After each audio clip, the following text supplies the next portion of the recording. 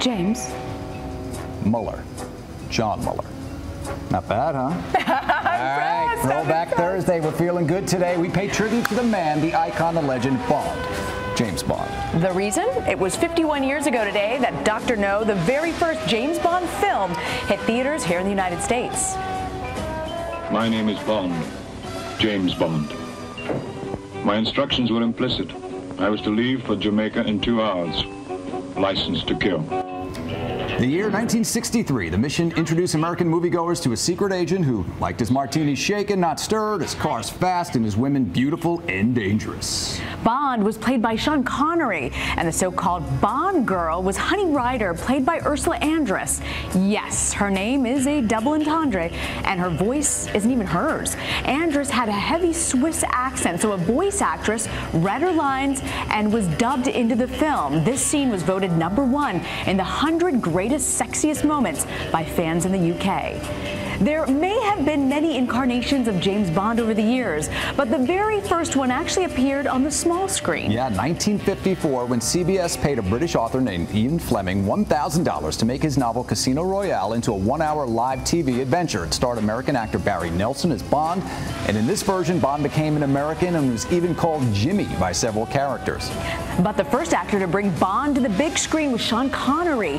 He starred as Bond in 6 films until 1972. Next up, the shortest-lived Bond, George Lazenby, who starred in the 1969 Bond movie On Her Majesty's Secret Service. He quit after 1 film. Roger Moore, who starred in 7 Bond movies from 1973 to 1985. He was also the oldest actor to portray Bond. He was 45 when he was cast in Live and Let Die. Timothy Dalton was up next. He starred in 2 Bond films in 1987 and 1989. He channeled a more ruthless Bond, like the kind found in the original novels. Fans had to wait another 6 whole years for the next Bond movie, and this time it was Pierce Brosnan who took over the role. He starred in 4 movies, starting with GoldenEye in 1995 and ending with Die Another Day in 2002. Finally, the current James Bond, Daniel Craig. He has 3 Bond films under his belt, from 2006's Casino Royale to 2012's Skyfall. Bond is known equally for his marksmanship as with his way with women. He's killed 366 people and slept with 55 women. I don't like to brag. But other cool facts, Bond facts. Casino Royale's car barrel roll, that stunt with the Aston Martin DBS, broke the world record for the most barrel rolls assisted by a cannon. The car completed 7 full rolls.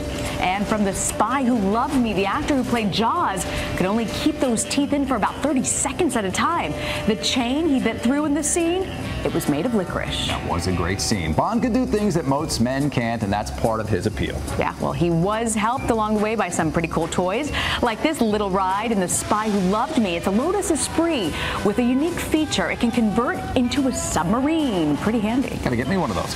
He's also sort of superhuman and really lucky, like in Casino Royale when he fights a bad guy 200 feet above the ground on top of a crane. The bad guy runs out of bullets, throws the gun at Bond. Bond, of course, catches it, throws it back. A high-flying fight ensues, and guess what? Bond prevails.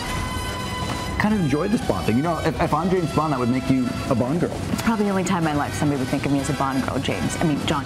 Nicely done. Probably the same thing with me and the James Bond. We had a lot of fun. We'll be right back. Oh, James.